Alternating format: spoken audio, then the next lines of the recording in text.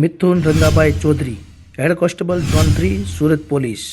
નાગરિકોને સુરક્ષા આપનાર પોલીસ કર્મીઓને સુરક્ષા કોણ આપશે? 28 મહિનાથી અપહરણ થયેલ સુરતના પોલીસ કર્મીને કોણ શોધી આપશે? એફઆઈઆર નોંધીને તપાસ કરવા ગુજરાત પોલીસ કેમ ના પાડે છે? આખરે પોલીસ કર્મીનું ધર્મપત્નીને કોર્ટ દ્વારા રાહત। આરપીસી કલમ 156 હેઠળ ડીસીપી કક્ષાના અધિકારી દ્વારા તપાસ કરવા કોર્ટ દ્વારા હુકમ। 30 દિવસથી પોલીસ દ્વારા કેમ એફઆઈઆર નોંધવામાં આવી નથી? મારા હસબન્ડ છે પોલીસ કર્મી, એ આજે 2 વર્ષ 4 મહિના લાપતા મિસિંગ છે અને એ જ રજૂઆત લઈને હું અહીંયા સુધી આવી છું। ક્યારે ગુમ થયા હતા, કે જગ્યાએથી ગુમ થયા હતા અને ત્યાર પછી તમારી જોડે કઈ વાતચીત થઈ કે નથી થઈ, પછી તમે ક્યાં રજૂઆતો કરી?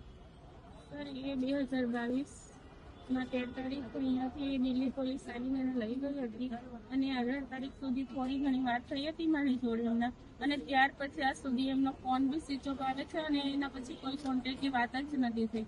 સર એ ક્યાં છે, શું છે એ કશી ખબર નથી અને એ જ રજૂઆત લઈને હું બધે જાઉં છું, સીબી કચેરી, પોલીસ સ્ટેશન, કોર્ટ કચેરી બધે જાઉં છું અને કોર્ટમાં મેં એ દાખલ બી કરેલો છે કે એ બાબતે થાય, આગળ બધે કામગીરી થાય। કયા કેસમાં લઈ ગયા હતા એની કોઈ જાણકારી? સીડીઆરના મામલે લઈ ગયા હતા નિવેદન માટે 2 દિવસની નોટિસ આપી।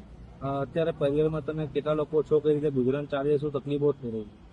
સર મારા પરિવારમાં હાલ અત્યારે અમે મારા 2 છોકરી અને મારા છોકરા જોડે રહીએ છીએ અહીંયા, અને હાલ તો સર આર્થિક પરિસ્થિતિ અમારી ઘણી વિકટ જ છે, અમારે જીવન જીવવા માટે બી પરિસ્થિતિનો સામનો કરવો પડે છે અને છોકરાને એજ્યુકેશન માટે સીપી સરે કીધું હતું એમને થોડી સહાય મળે છે, બાકી અમારે જીવન આર્થિક રીતે જીવવા માટે અમને ઘણી તકલીફો પડે છે અને એ બાબતે મેં અડધો પગાર 50% પગારની એ માંગણી કરી હતી કે મને એ આવે ત્યાં સુધી તમે એનું એ કરો, પણ નથી થયું સર। શું માંગી તમારી હવે?